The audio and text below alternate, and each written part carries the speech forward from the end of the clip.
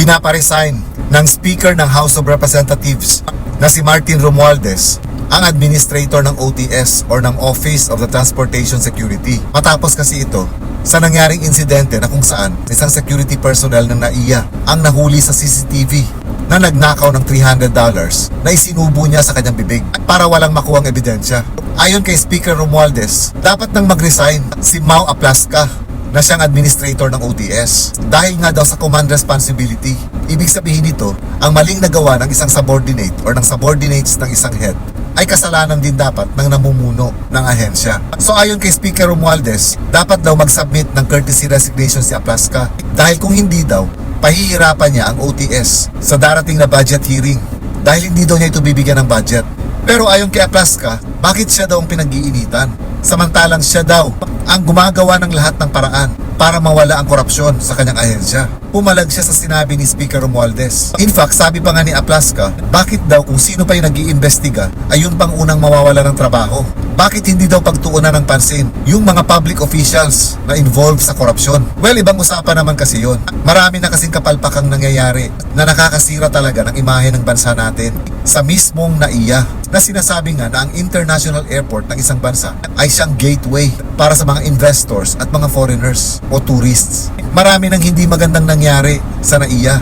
Ngayong taon lang, may ninakawan din na isang taga-Thailand ng pera at ang may gawa nito ay isang security officer. Tapos may ninakawan rin isang Chinese.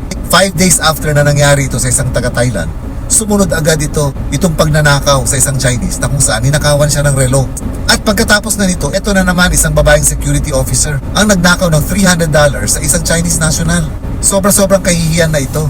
At hindi lang ang mga nakawan na nangyayari sa NAIA. Noong January 1, nagkaroon ng power disruption sa mismong NAIA. At sumunod naman ay noong May 1, power disruption uli. Ito yung mga panahon pa naman na kung saan mga public holidays ito at ina-expect ng bansa natin na maraming turista ang pupunta dahil long weekends ang mga ito. Pero ano ang sumalubong sa kanila? Brownout sa NAIA. Kaya nga lumabas yung worst airport, ang NAIA. Aminado naman si Aplasca na parang may mafia sa loob ng NAIA na gumagawa ng mga ganitong kabalastugan. Sa tingin ko hindi pa ito huli dahil nandiyan pa yung nandiyan pa yung talagang core ng ng mga tao na hindi pa rin tumatalima doon sa ating bagong direction saka sa internal cleansing program natin. Pero nakakatakot itong sinabi niya. Kasi parang sinasabi niya na yung pagnanakaw na ginawa ng babaeng security personnel ay hindi pa yun ang magiging huli. So malas na lang kung sino ang susunod na mananakawan sa NAIA. Instead kasi sana, na ang sasabihin niya na sisiguraduhin niyang wala nang ganitong susunod na mangyayaring nakawan sa NAIA. Parang nagbigay pa si Aplasca ng false hope sa kanyang mga sinabi. Kailan pa niya matitigil itong mga nakawan? Kung dito sa video yung pinanood natin, pati siya umaasa na may susunod pang nakawang mangyayari. Siguro out of delicadeza din, mas magandang mag-submit na siya ng courtesy resignation. Kasi itong si Speaker Romualdez, early this year pa, ipinag-utos niya na magkaroon ng revamp o pagbalasa at internal cleansing dito sa NAIA. Pero parang binaliwala yung utos niya dahil kamakailan lang nangyari ulit yung nakawan sa airport. Mas maganda siguro na magkaroon talaga ng revamp o balasahan sa NAIA. Tapos, i-rehire na lang ulit yung mga empleyado na maayos na nagtatrabaho. Kasi kawawa naman, hindi naman talaga lahat na nasa NAIA na nagtatrabaho ay gumagawa ng mga kalokohan. Pero kasi nadadamay sila sa mga ginagawa ng mga iilan na makakapalang mga mukha. Kailangan din talaga na magkaroon ng immediate na revamp or agarang balasahan sa NAIA dahil napaka-importante ng isang international airport. Hindi dapat ito magbigay ng takot, lalong-lalo na sa mga investors na papasok sa ating bansa. Ito kasi yung bubungad sa kanila. Ngayon, anong magiging pakiramdam nila na may takot sila pagtapak pa lang nila sa airport? Baka yung iba mas gugustuhin na lang na hindi bumiyahe kaysa manakawan sila pagkatapak nila sa NAIA. Hindi lang mga investors, even mga tourists or even mga OFWs. Hindi naman namimili ng nanakawan itong mga taong ito.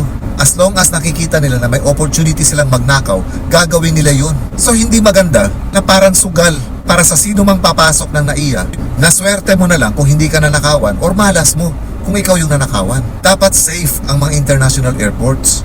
At dapat mga pinagkakatiwalaan ang ilagay lalong-lalo na dun sa mga nag-i-scan dahil dito madalas nangyayari yung nakawan. Maaaring ginagawa ni Mau Aplasca ang kanyang trabaho pero kumbaga kulang at hindi ito ang inaasahan natin bilang administrator siya ng Office of the Transport Security. Dapat kasi zero incidents ng mga ganitong klaseng nakawan, ganitong mga power disruptions. Hindi pwede na sasabihin niya na malamang hindi pa ito ang huling insidente na mangyayaring nakawan. Para saan pa at nakaupo siya sa kanyang pwesto kung hindi niya kayang kontrolin yung mga subordinates niya. Kaya agree ako dun sa sinabi ni Speaker Romualdez na kailangang balasahin na agad-agad ang mga empleyado ng NAIA, lalong-lalo na yung mga naka-assign sa security. Dahil hindi lang naman iisang tao ang napapahiya every time na may nangyayaring mga ganitong kalokohan, kung hindi yung buong ahensya mismo at ang buong bansa natin.